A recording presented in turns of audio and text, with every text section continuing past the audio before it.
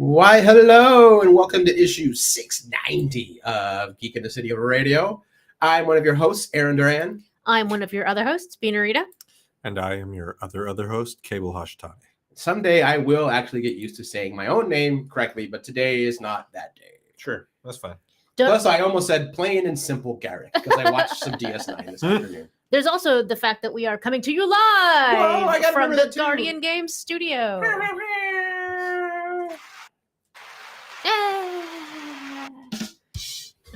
Okay, well, that's enough of that. Man, Someday I'm going to learn that. Someday I'm going to learn how to edit those sound effect buttons, and then it's all. Shit! I want a show where we have those. Like it's going to give me good old fashioned Tonight Show vibes. Do you like a morning zoo? Oh, so we can introduce the guest by just saying their name, and then they come up on camera to applause. Mm-hmm. I mean, he's the one with all the power here. Come on, clap to this. That's for our late night show. That's right. I'll have to bring back Dos Sexies. Anyway. Whoop, whoop. I never did get to create one, did I? No, and Keelan and I had really wanted to get you on to do something. What would he have been named? I don't know, because remember, they're always just a little bit racist, but at yourself. Oh, That's why we could never give you your late night insert name here. Sure. Same with you if you were to do Right. It, you know. Only I can be racist at myself. That's right. Hence my nickname. Yeah. Mm-hmm. Actually, no, that's the opposite. Right. I'm forcing other people to be racist. Yes, you are. At me, which I recall Greg Nibbler never really was cool with that one. Well, we have a friend that still slips up and just calls you Beaner. Only sometimes. I know, but it is funny. And she's not doing it out of racism. No, she's not. I think it's just one of those what's the word? What's the word? What's the word? No. You, like, It's where you use not the one where you use the wrong meaning for what you're trying to say. The one where you mix up your letters, or sometimes you drop letters out of words. I don't know. Dyslexic?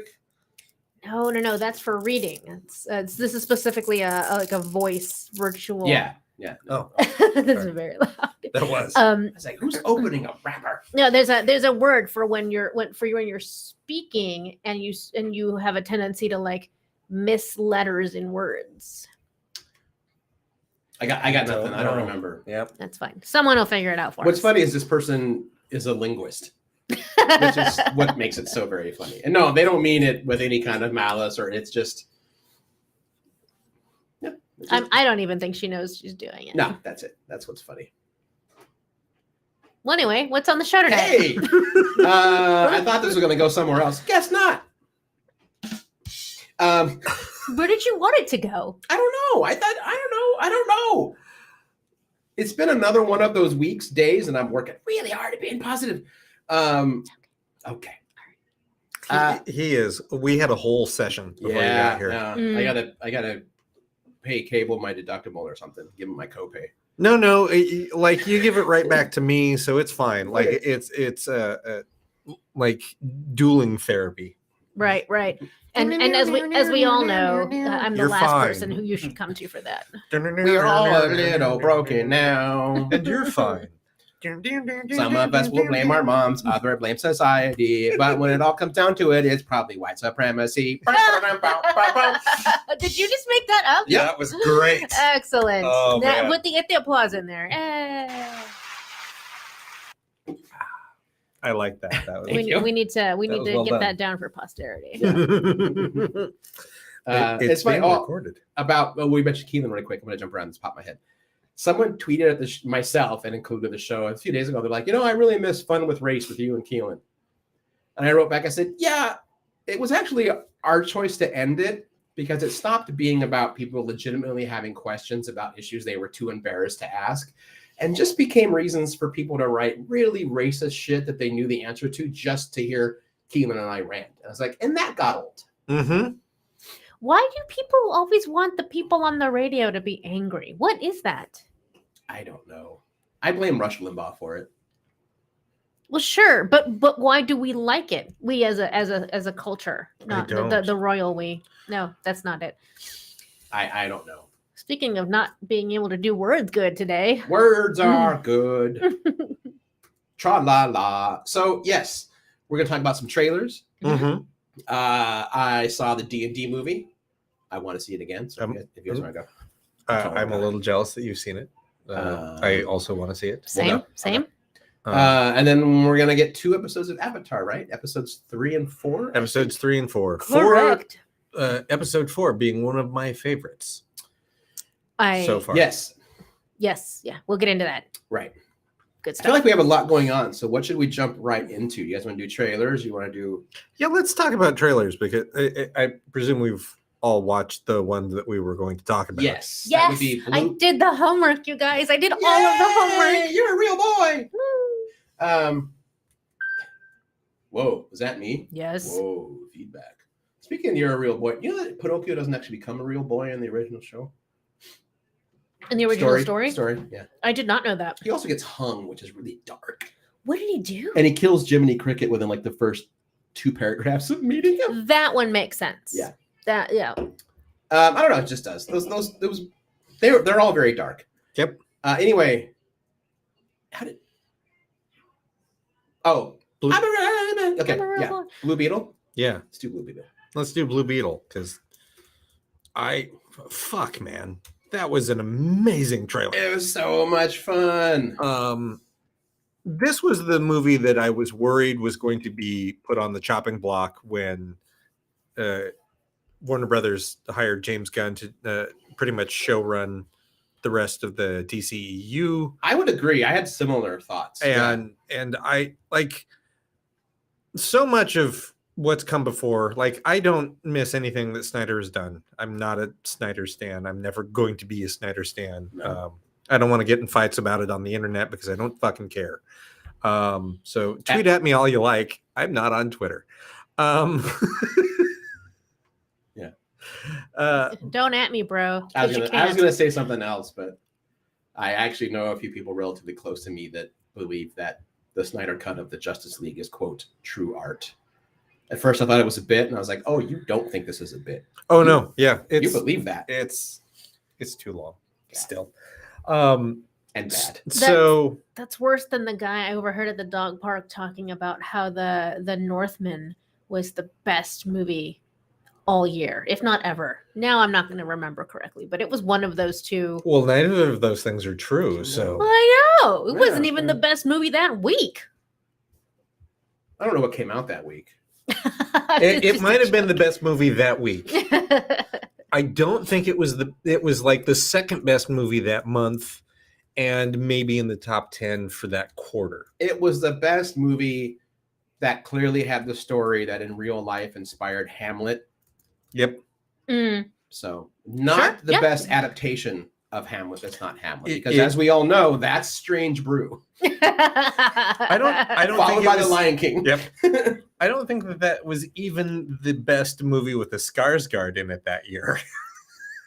No. No, because there's a Berserk. No, Barbarian. Does that have a Skarsgård too? Yep. Yeah. Man. That's got the creepy Skarsgård, the one that plays it. Oh yeah, he's the bad guy in John Wick 4. Yeah. Spoilers. He's in the trailer. He's in the trailer. And boy, in that movie, does he have a punchable face. I know the Skarsgårds are all like attractive in their own way. I have never wanted to just walk up and punch. Just slime. And I normally don't with that kid because I like what he does, know. and he's really good. So that'll be great. It's.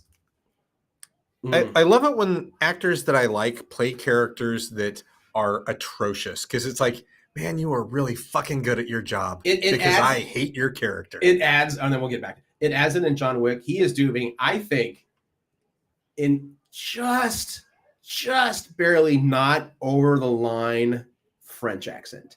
Like he walks right up to the parody line and goes, eat, and stops.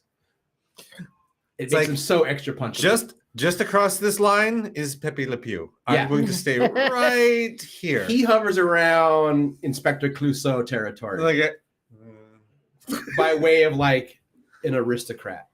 So punchable. Okay, Blue Beetle. Yeah, the person that I'm looking forward to seeing in that is Rina Sawayama. She's pretty cool. I've been listening to her music for the past couple of years. She's great. Mm-hmm. And then I'm like, what do you mean she's an assassin in John Wick 4? Oh, yay. And we will have to talk about movie 2 when you guys see it. Oh, yeah. I have thoughts about it also. Yeah. Cool. I'll get around to it. I've pretty much given Merrick first pass of like, you go see that when you want to go see it. If we get to see it together, great. It's one of us needs to stay home with the dog. Right. Because she's still weirded out about the dead cat. Right. Which is fine. We all are, but we can't explain it to her. Yeah, exactly. Anyway, Jaime Reyes. Fuck me. So I loved Jaime's run in the comics pre New 52. I hate the New 52 version of it, but pre that. Well, and post that, he's kind of back to what you like. Okay, good. Yeah, that's good to know because that comic run, like I had such love for Ted Cord. Yeah, that's the John Rogers run, right? Yeah. Back in the 80s. No. Oh, you mean the Jaime? Yeah, the Jaime. Yeah. Yes, it was. So when Jaime came on the scene, I'm like, I love this character. I love this so much. And in that clip, it's like that's everything that I wanted. Mm-hmm. That was everything. It looks like the character. Mm-hmm. The family feels like the Reyes family. I cannot get over George Lopez's epic Mexican mullet. Holy shit! Right? I make this generalization a lot. I have yet to be proven wrong. Almost every Mexican American family I've ever known, there is a dude somewhere in the family that has that mullet and wears it to this day. I have told my sister now that when my time comes, I will assume that role. Okay. All right. Very well. Yeah. Yes. Yeah, it looks fantastic. Mm-hmm. And for folks who don't know, like the Jaime Reyes version of Blue Beetle is essentially DC back in the day realizing we don't have a Peter Parker. Mm-hmm. We need a Peter Parker. Terry McGinnis was close, but he was never, until recently, in DC continuity. He was Batman Beyond, the TV show. And in fact, I'd argue it worked so well because it was Peter Parker. Yeah. Someone just posted a picture of both in costume, but Jaime and Miles Morales like fist bumping each other. It's like, man, I watched that crossover in a minute. I would too. Oh yeah, there you go. Gutter Bruja says that he 100% looks like her Tio. Yeah, I'm sure I've got a couple Tios who look like that. Yeah, you do. It's been a long time since I've seen most of them though. So as someone who really doesn't know a ton about Blue Beetle, I think my only real exposure was it Young Justice? Was he in Young Justice? Like in a later season? Yes, okay. Yeah. That's the most Blue Beetle I've ever had in my life. But it looks like a lot of fun. If I remember correctly, the Scarab it's got a mind of its own. Mm-hmm. So the character of Blue Beetle is like somewhere between Spider-Man and Spawn. I could see that, sure. And right? that the Scarab will do whatever it wants to protect the host and itself. Mm-hmm. Yeah, kind of. But it looks like it's going to be a lot of fun. It made me chuckle. Some pretty cool effects. I think it looks great. And I love the final shot in the trailer. The suit says, like, you can create anything you imagine. Mm. And he makes Cloud's sword from Final Fantasy. Is that what it was? Yeah, it's Cloud's sword. And the suit goes, excellent choice. Oh, yeah, no, it's Cloud's sword. I guess that explains why he whips it around in that particular manner. Does the full thing? Hell yeah, it's great. So yeah, Kate, in case you're wondering, Post New 52 is a Blue Beetle. I think the arc is called Graduation Day. It's written by Josh Trujillo and art by Adrian Gutierrez. So they got a couple of brown folks working on it. Which good. Always helps. Yep. Yes. It's really good. That was the other thought that I had while watching the trailer. I was like, okay, now it's brown people's turn to get a, get a superhero thing. And I'm like, oh, don't fuck it up. Don't you fuck it up. As it is, I don't care for George Lopez. I know. I think he makes us look bad. He doesn't help. But look, there's only so many of us that can play older dads in these movies. And it's either him or John Leguizamo. Like that's it. So in a comedic role. Otherwise, you go for Lou Diamond Phillips, he's not Mexican American, he's Filipino. Or the guy from Alphas. Or the guy from Alphas. Who gets too much work compared to everybody else. That's true. But you can get Lou Diamond Phillips to do that, but he's got to be serious dad. If you want wacky Mexican dad, you get George Lopez or you get John Leguizamo. Like, so it is written, so shall it be done. That's I was just about to shout, what about Edward James Olmos? He's too old. And he's serious. He's serious grandpa now. That's serious grandpa. He's very serious grandpa. I have to save this Blue Beetle. To save these kids. Dumb. I did I knew that the director was Latino, but like, not if I hadn't known that, watching this trailer, I would have gone, the people that made this film are not white people. Yeah, there's enough. It has that feeling. There's enough in that trailer. There's just little tiny things that happen when you're like, yeah, if you grew up in a White House, you don't. In the White House, you don't. You don't get that little subtle. There's just little things in the background. You're like, yeah. Yeah, I mean, down to just all the families there. Oh shit, Harvey Guillen is in it. Yes, he is. Well, now I'm absolutely gonna watch. If there's a scene in the kitchen where we see all the pots and pans kept in the oven, I'm gonna lose my shit. No, it's the 47 country crock and sour cream containers. Oh my god! Yeah, I want there to do not have sour cream or country crock. No. I want there to be a bit when Jaime opens the fridge and says "Mom, where are the leftovers?" She's like, "In the thing." He pulls out one country crock. No, the other thing, the thing. No, saray, make. The margarine? No, because that's the old part. Oh, parquet, that's it. Parquet. Why did I say parquet? Is that the one that talked? Yes. Parquet. Butter. You're not butter. Butter. Boy, that's a really 90s thing. Yeah. You are butter. We're even all aging ourselves. That's 80s. Is it? I remember it. It's 90s. It did go into the 90s. It started in the 80s. Yeah. Folded up stack of paper bags under the counter. What's wrong with that? They're perfectly good bags. Where are you supposed to keep your paper bags? Where do they go? You just throw away your paper bags? And back when it was plastic bags, you just hung one on the door handle and shoved the rest in it. Yeah. Oh, and then those are your garbage bags. Yeah. Yeah. So your statement about free garbage bags. They can't screw this up. They don't want to screw this up. That on that other podcast that I listened to with Asian people talking about that. Mm-hmm. They refer to that as when you go in to see a movie or a thing where it's going to be representative of your entire monolith of a culture, which cultures aren't monoliths, right? But that's how you get lumped in. It's like, oh, okay, you get the rep sweats because you just sit there sweating the whole time. It's like, oh god, how's this gonna do?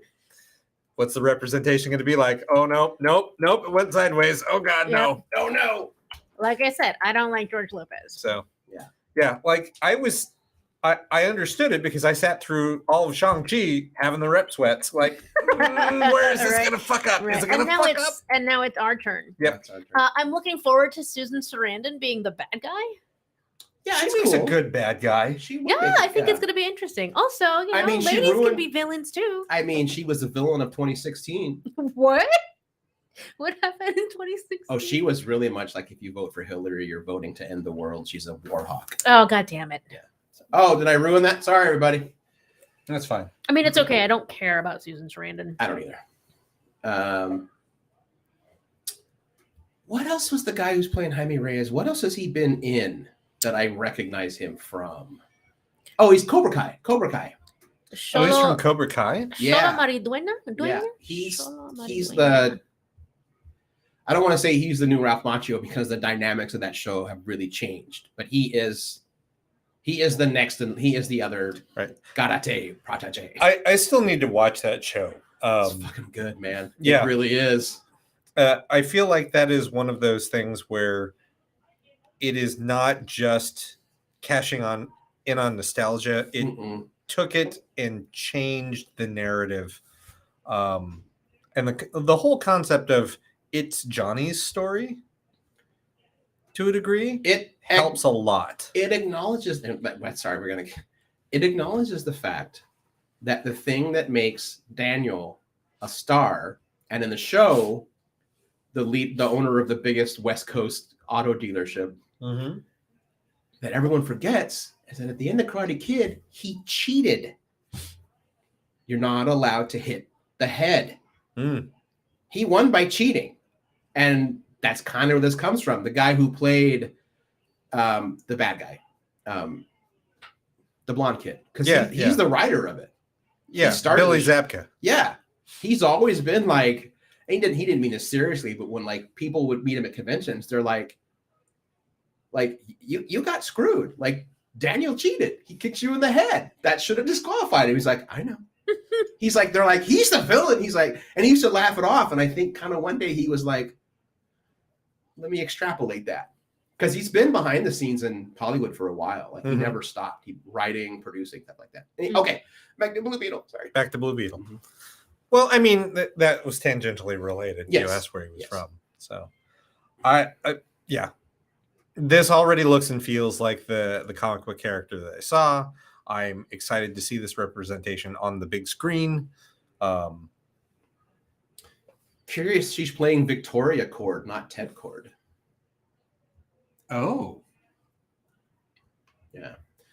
There is a rumor that we may see at some point at least a hint that Booster Gold has visited this timeline.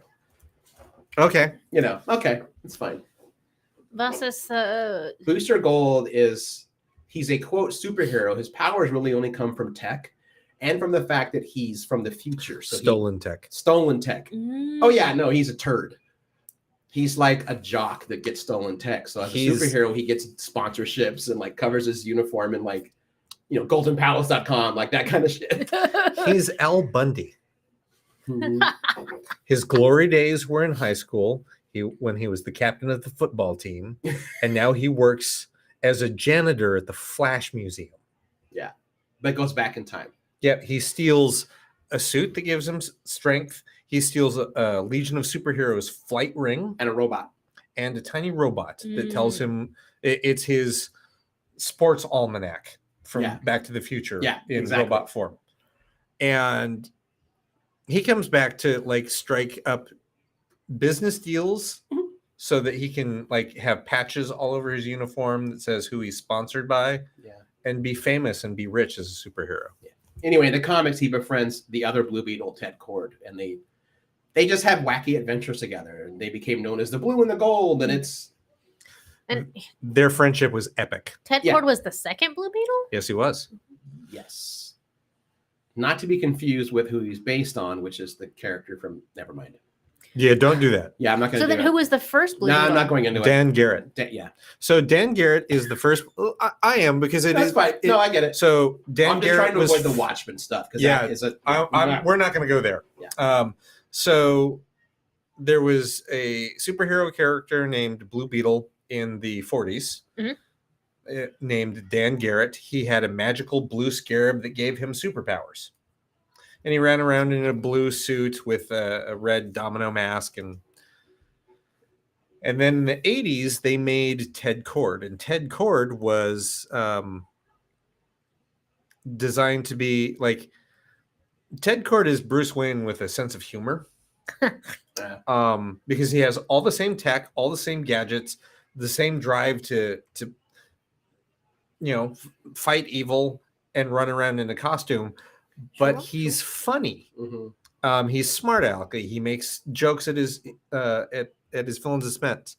He was the godson to Dan Garrett. Dan Garrett died, and that's when Ted found out he was the Blue Beetle, and Dan bequeathed him the magic scarab. The magic scarab never did anything for Ted. It didn't give him powers. It didn't. Nothing. So he just took on that identity. He took on the identity and said, fine, I can do it with tech. And he was great. It was one of my favorite comics to read in the 80s. That's like, I loved Ted Kord's Blue Beetle. So when it fell to Jaime to be the third Blue Beetle, I'm like, okay, kid, you've got a lot to do. And he jumped over the moon. I think literally. It is far, like I'm like, oh, okay. I love Ted, but Jaime is the Blue Beetle. Jaime gets the scarab, and the scarab fully awakens. It never awakened for Dan Garrett. It's just proximity gave him powers. But the one that, or when Jaime finds it, it fully awakens, and that's what we see is that it takes him on as a host. Right. It's an anti Green Lantern weapon. Okay.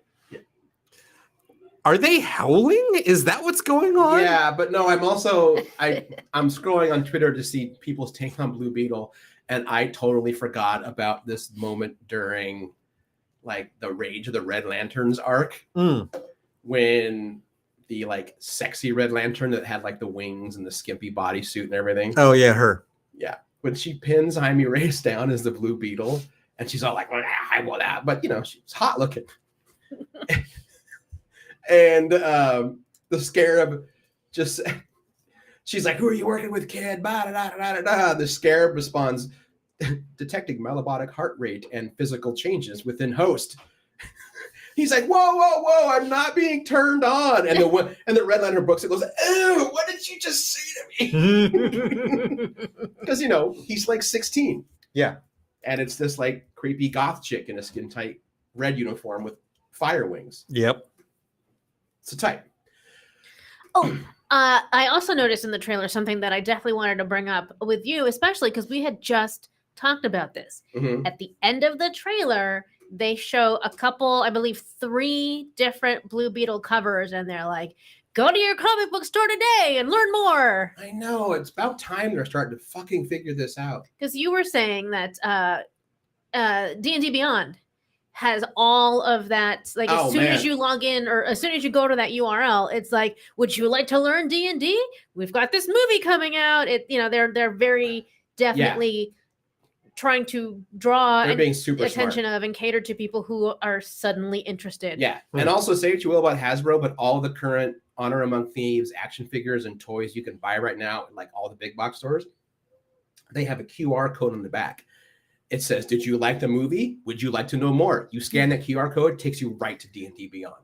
To like finally, the future I was promised. The 101, like, here's how you play D&D. Like, here you go. Here's how you play it. Fantastic. Yeah.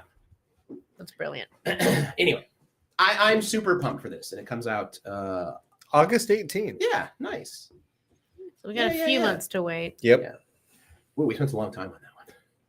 All right. Well, I think that's the real big one. That's the big one. There's been a bunch of others. Like, go watch. Like, there's the Barbie one. There's the. I can't wait for Barbie. Oh yeah, it's I have my issues with Greta Gerwig, but bananas. I can't wait for Barbie. Yeah, it really does. Yeah. And then there's the Spider-Man Across the Spider-Verse. Mm-hmm. When does Barbie come out?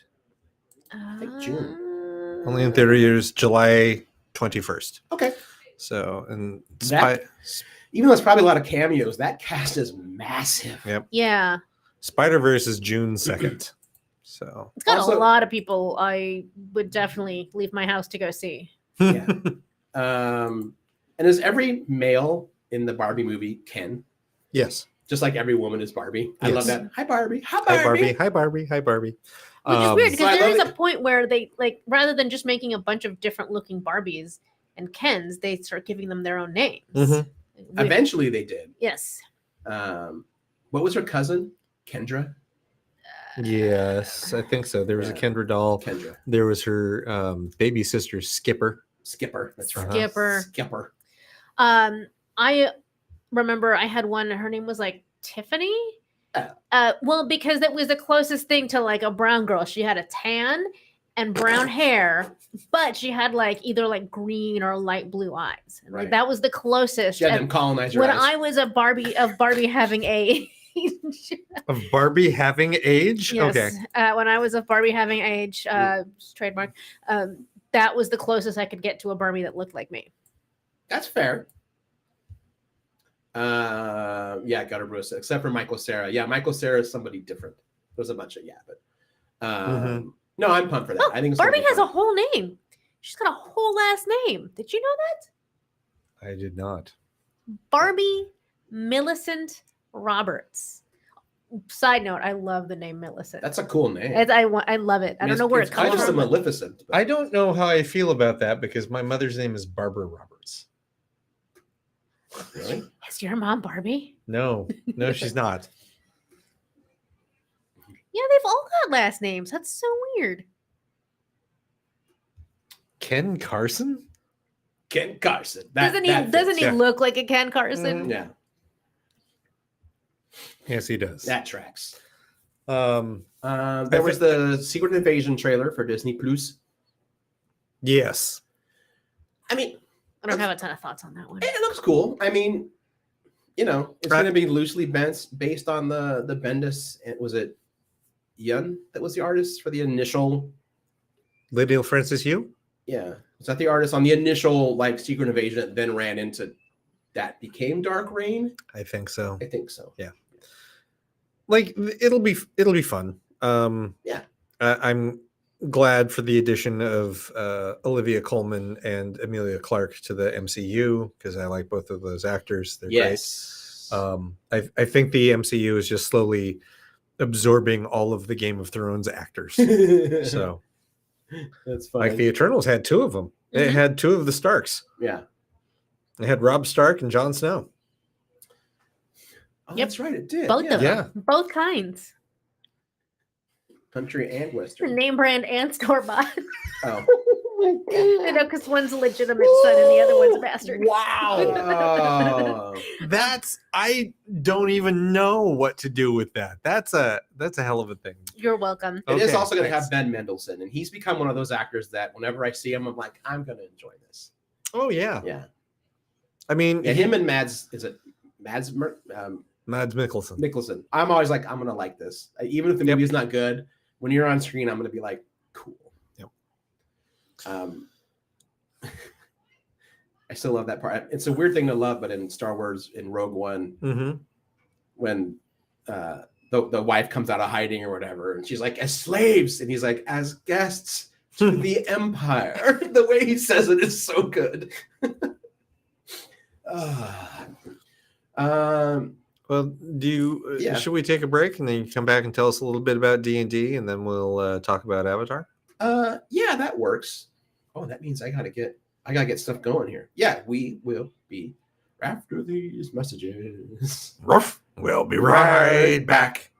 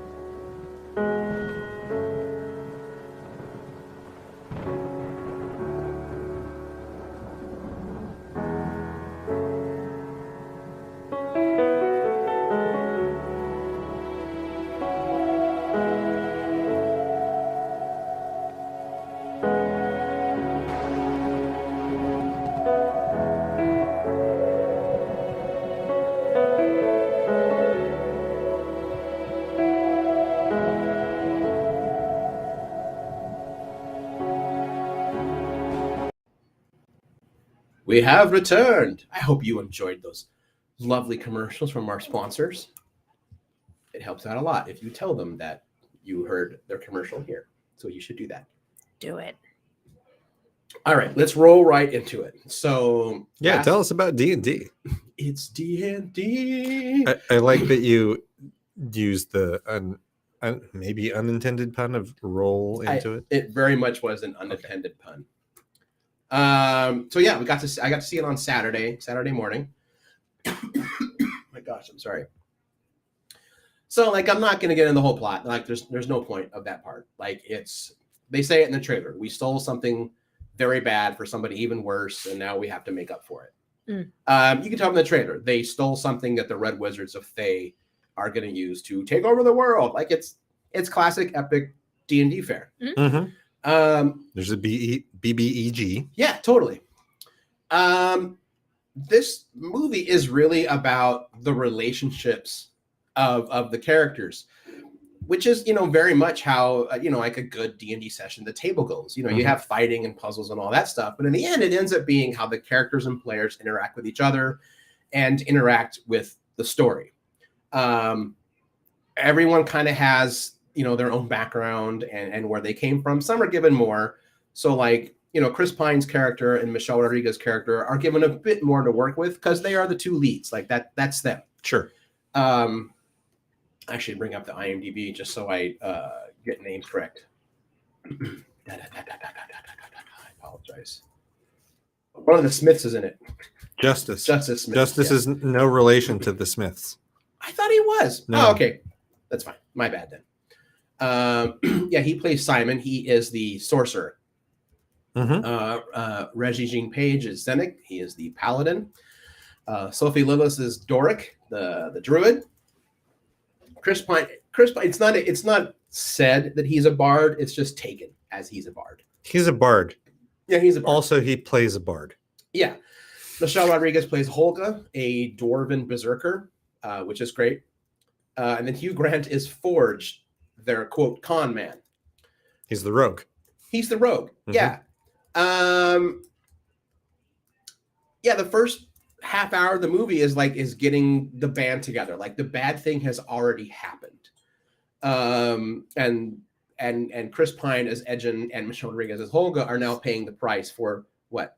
So we don't get the classic we all met at the tavern? No, you don't actually. It's kind of great. You meet Chris Pine and Michelle Rodriguez in prison because the heist has already gone wrong. The one that led to the big bad. Excellent. And then there's shenanigans. They get out of the prison. They realize that the only way to fix the world, and you find out later, Chris Pine's character has a daughter named Kira. He needs to go find her. He's been in prison for 2 years. He wants to find his daughter. He goes home, finds out his daughter is gone and has been basically adopted by Forge, Hugh Grant's con man character. You probably get the idea of this from watching the trailers. Hugh Grant's character is not necessarily on their side.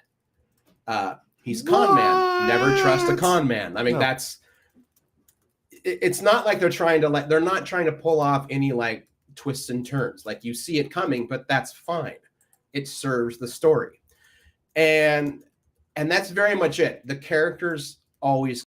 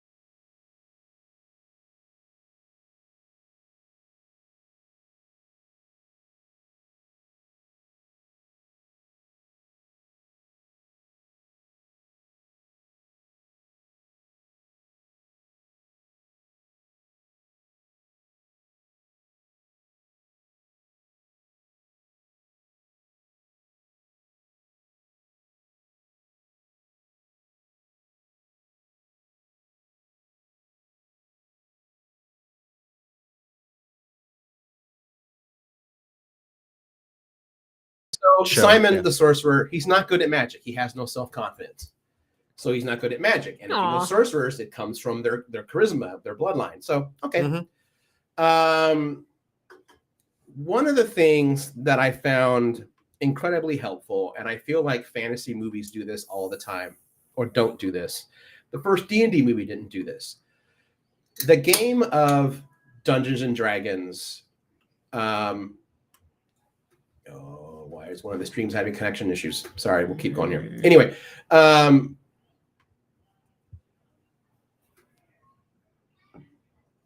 We're still going. We're still recording. okay. So we still have, yeah, I'll figure it out. I don't want to mess with it, lose it. Right.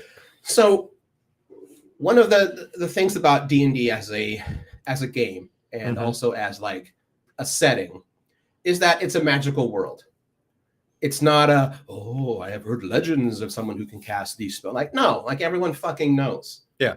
It's a magic rich world. Now there may be some things that are rarer to the average person, but there's no point. So when someone mentions like, so there's a time when like a spell gets cast and a couple of the characters go, oh crap, it's time stop.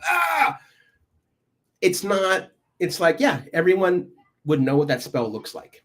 They've seen it or they've read about it, and crap, it's bad. It stops you from doing shit while the person who casts it can keep doing shit. It sucks. There's no mention of, there's no hinting of like, oh man, there's a mention of like Mordenkainen. And it's not like, where have I heard that name? Well, everyone knows that name. He's one of the most legendary wizards from Waterdeep. They mentioned Waterdeep. It's not like things are, it would be like me saying like, oh yeah, I know that one wizard. He lives in San Francisco. I mean, that's how it's treated. So they very much acknowledge the world within which they live. Yeah. Okay. Yeah. It's not to say there's not a sense of awe when you watch it, but that goes a long way in that people aren't like, oh, what could that be? Like everyone knows what it is. And that's how it should be. That's how it is played. No one's like surprised when someone can do a spell. Yeah, and when they see a certain item, they go, "Oh crap, that sucks." When they see a displacer beast, they're like, "Oh crap, displacer beast, this sucks." They see a gelatinous cube, and they're like, "Oh shit, don't go in there." And it's really great. The movie will slow down sometimes when they feel the need to give you a little bit of exposition, because you do need it from time to time. If only to be reminded of, why do we not like these bad guys? Why does so-and-so need to have a redemption for this? And it does slow it down, but it jumps like right into like action sequence to action sequence. It's shot very well, so you never lose track of what's going on. Something else I really appreciate, and this rarely happens in these kinds of films, and not just fantasy, but action films, sci-fi films. The two main characters, Chris Pine as Edgen and Michelle Rodriguez as Holga, they love each other. It is not romantic. It is platonic. They have been fighting alongside each other, getting into misadventures for most of their adult lives. So much so that when it's hinted that, so I don't want to give certain things away, but it's very much like we're a family, but we're not romantically linked. Sure. And when a choice has to be made, we're going to choose family because this is just what's right. Right. This has been us. Cool. And it's really good. Every character, every actor is fantastic. They all have their moments. And I think I joked in my little mini review, Chris Pine has the rest. For everyone having one great moment, he has like 5. Oh. And he's also the lead, so it makes sense. Go ahead. It's funny to me that like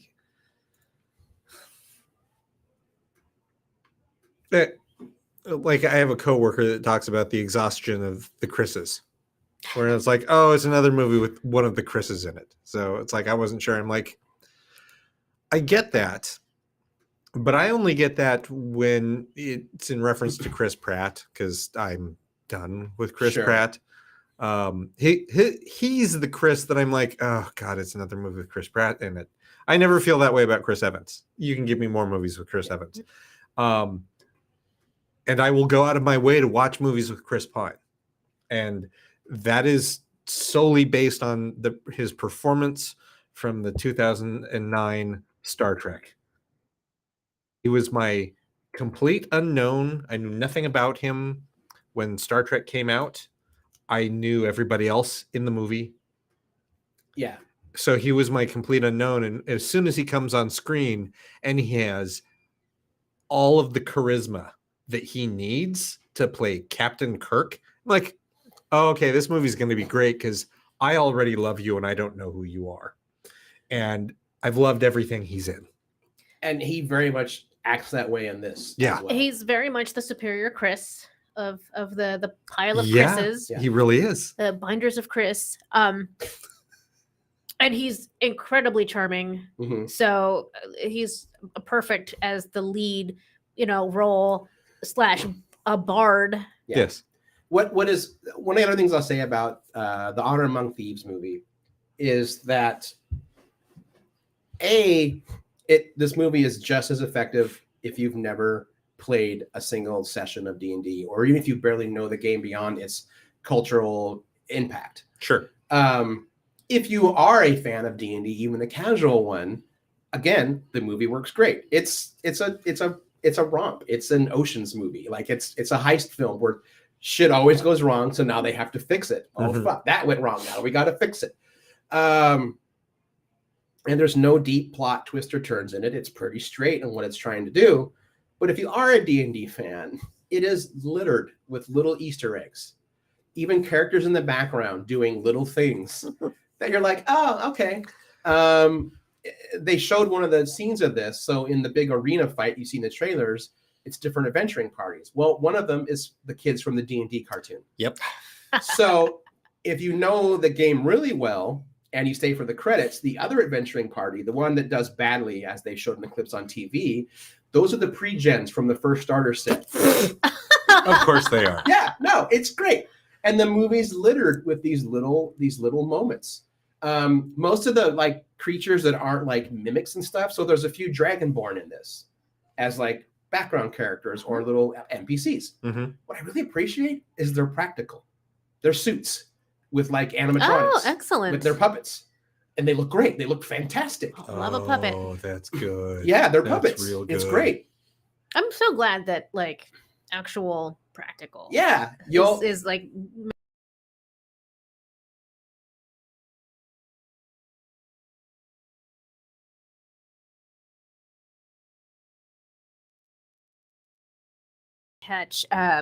do a rewatch of Drag Me to Hell.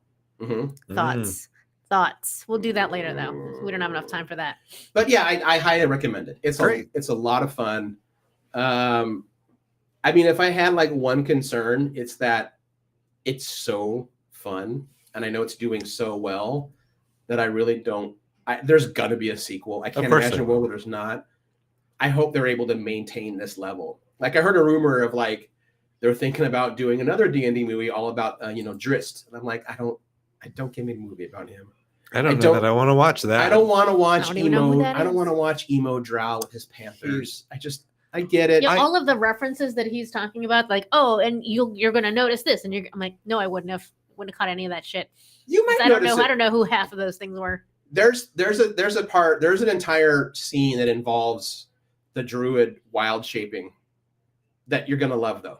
Oh yeah, I've heard about it. Yeah, and I heard that it's totally wrong for the rules, but who gives a fuck because it looks cool. This is for also allegedly they're gonna change that rule. They are to keep up with what, or to reflect what is in the movie. I'm like, fuck yeah, that's how it should be. Yeah. When I fucking wild shape, I want to fucking fly around, jump on my horse, and go back to my regular shape. Because don't hurt your horse. What they basically have said is that in D&D 1, which is basically going to be, it's totally backwards compatible with 5, so don't freak out. Mm-hmm. But the thing that work on the druid is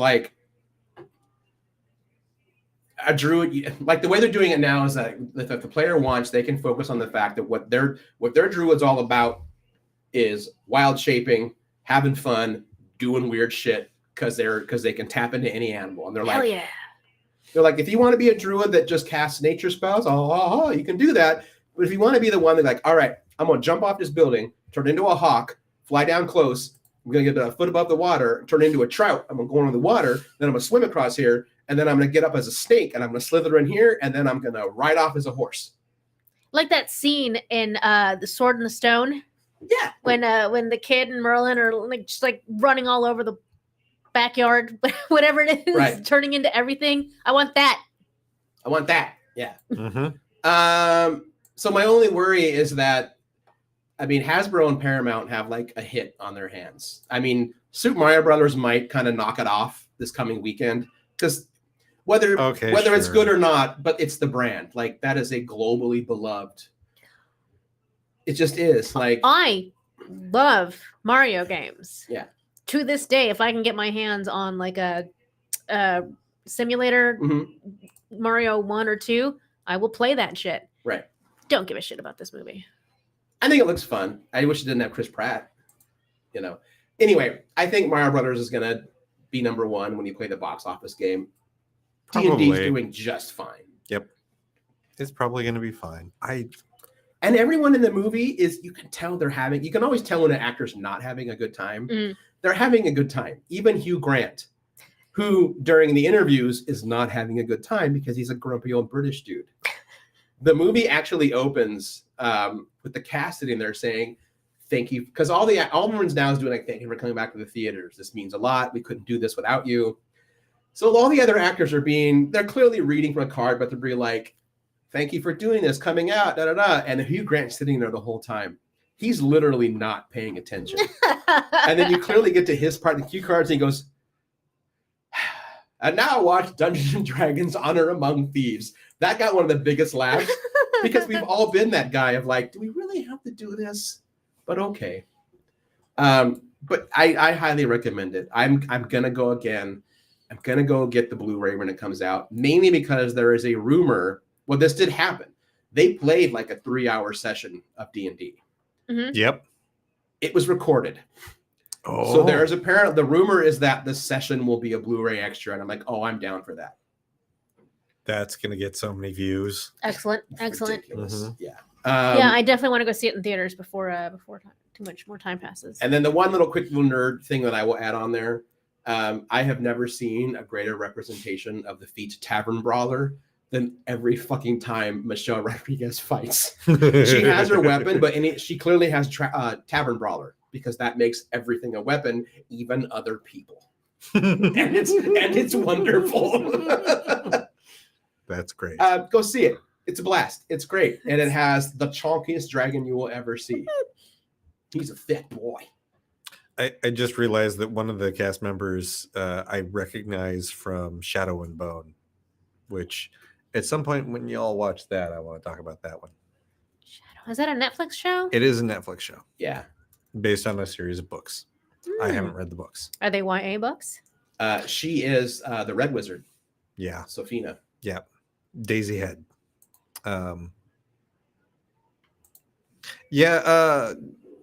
Shadow. The main thing that Shadow and Bone has going for it is it's a lot of people of color.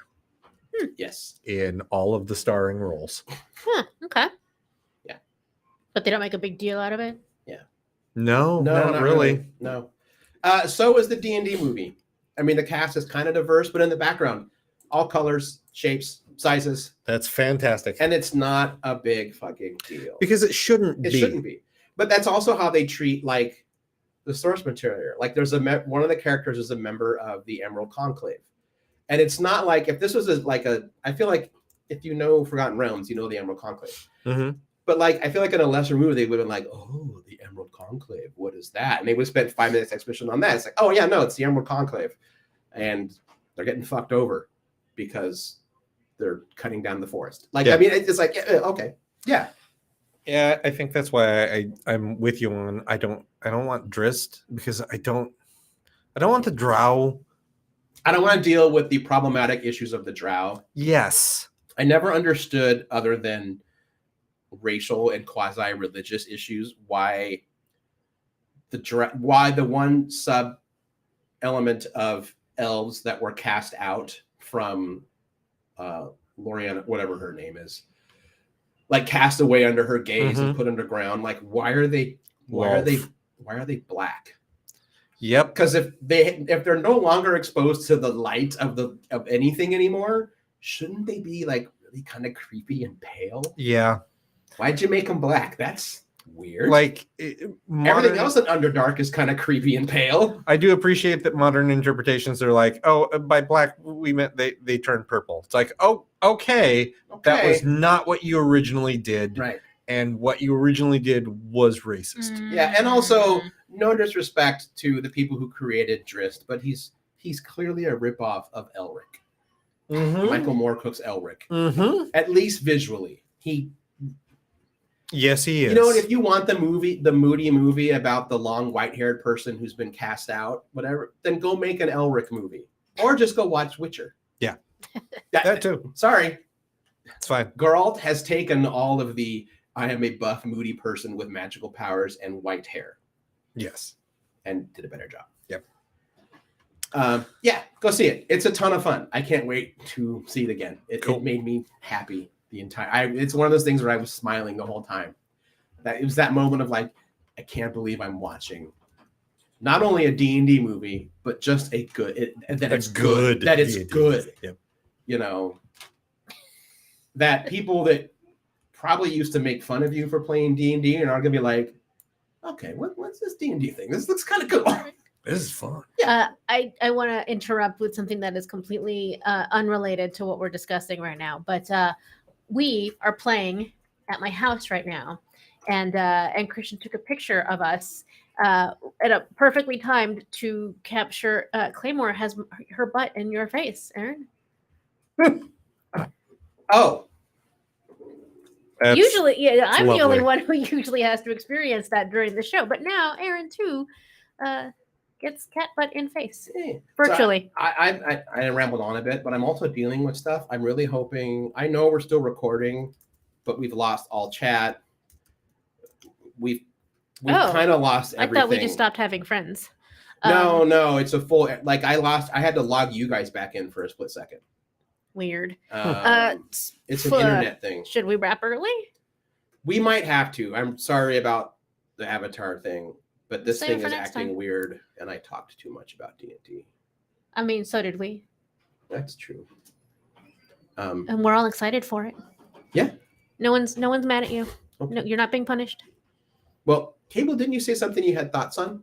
We can maybe hit it really quick. It was a movie, or is that deeper thoughts on something else? Deep thoughts. That's on Shadow and Bone, which, like you said, you haven't watched yet. Yeah. We should pin that until some of us have watched any of it.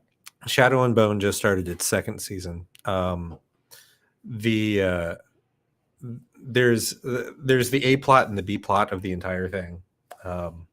It's magical. It's a world that has magic. It's like feels very somewhere between fantasy and steampunk in its technology levels and fashion. Mm-hmm. The books that it's based on, it seems to be a very well thought out universe, but the B plot is the one that I end up liking the most, mm-hmm. because it follows a band of characters that are criminals. If you've ever wondered what the game of it's an RPG called Blades in the Dark. Oh yes, we are. Yeah, I've heard of it. Yeah, it's been described to me as it's like D&D, only your entire party is rogues. Yeah, basically. Sold. Yeah, you're a gang. Yeah. That is the group of characters in the B plot. That's what that is. All right, let's go. And they are. Oh, I love them. I love them so much. Their storyline in the second season is even better than the one that they had in the first. Well, why didn't you mention this earlier? Yeah, I don't know. That could have been us, but you were playing. Yeah. Did you just do that? That could have been us, but you were. Yeah, she did. Yeah, I 100% did. I do it all the time. All right. Yeah, and it has the cunning gang leader, it has the gunfighter, it has the stealthy assassin, it has the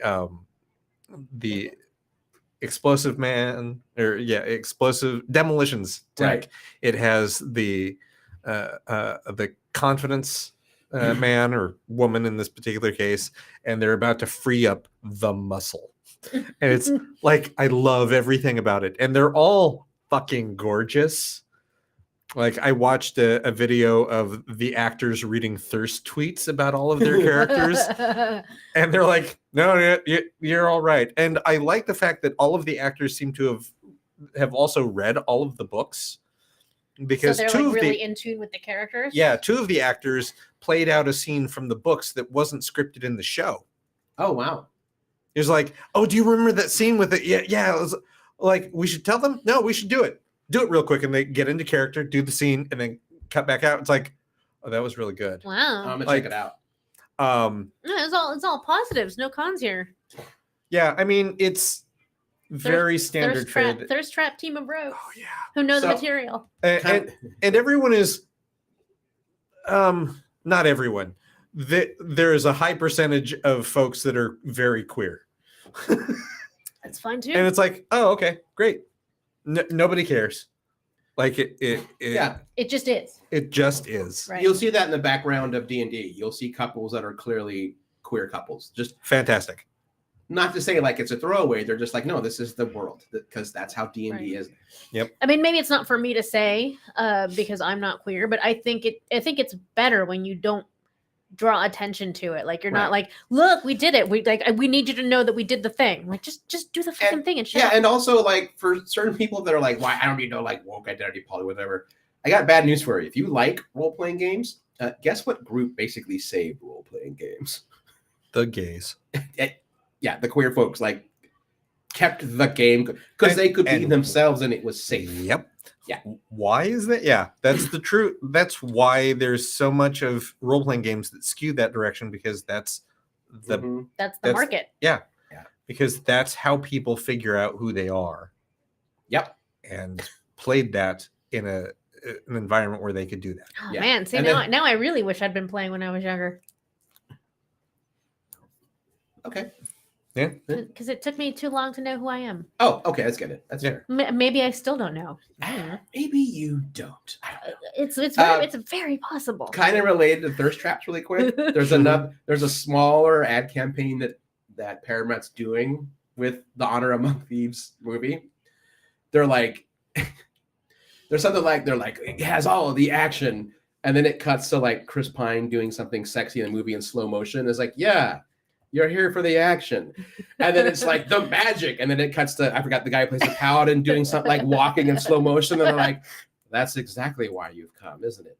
The magic. The magic. You'll see them both like look, and like the scenes in the movie, they're like in slow motion and it's all like, you know? And like whoever's done the marketing for this movie too has done a really good job. The only aspect they have kept it like at the forefront of everyone's screens for weeks, and I haven't skipped those ads. I'm like, oh, that's good.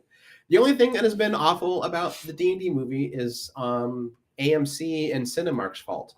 All the really cool popcorn containers, they did not put a limit on how many could buy, which is why the D20 popcorn container is going for $120 on eBay, it's and Baby the Chunky Groot Dragon all over again. Yeah. Boo. So I ain't buying one of those. I'd have spent like the $25 at the theater and I would have bought one. Yeah. Like 100% I would have bought one. But I'm not. Apparently on preview nights, they all sold out. Right. Well, I think that was a particular theater. But the point is, like, get your shit together, man. Yeah, that's also, AMC. They're so hard up for cash right now. Yeah, that's true. All right. Sorry, we couldn't get to Avatar. Part of it is I yammer too much. And part of it, I'm not sure we're going to keep our connection. No, I had reports back that there was no cut in the feed. So okay, nice. For for what. So whatever we're that's having worth. the problems. The internet is not having the problems. Good. Yes. Well, on my restream side, it's saying connection issues. All of my tabs were like just spinning wheels at the same time that you thought we might have lost our feed. Yeah. So it's us here, less so. But we're at like an hour 20 right now. So. Okay. Yeah, I mean it is time to go. Fine. Next week, I don't want to say for sure we're going to have guests. I'm 80% sure we're going to have guests. Great. That's fine. I was gonna joke like if you say it, then they have to. But okay. I don't want to like true. No. I don't want to upset anybody. No, I'll say so. We are hopefully next week going to have on Greg Rucka, Mike Henderson, and Eric Troutman, the 3 co-creators of the comic Forged. Woo! Which is in stores now. No, it's sold out. Second Which printing, was in stores. which was in stores. I do think next week issue 2 and the second printing of issue 1 drop. So it'll be good timing. So get your issues when they drop, and then you can hear all about it from the creators themselves. That's right. Just like on TV. Oh. What does that mean? I don't know. I don't know. Just like on I'm getting loopy. TV. Yeah, it didn't even make sense. How can be? Let's just go home. I'm Aaron Duran. I'm Beta Rita. And I'm Cable Hashitani. And we will talk to everybody next week. Bye, nerds. That's what I get for trying to be funny.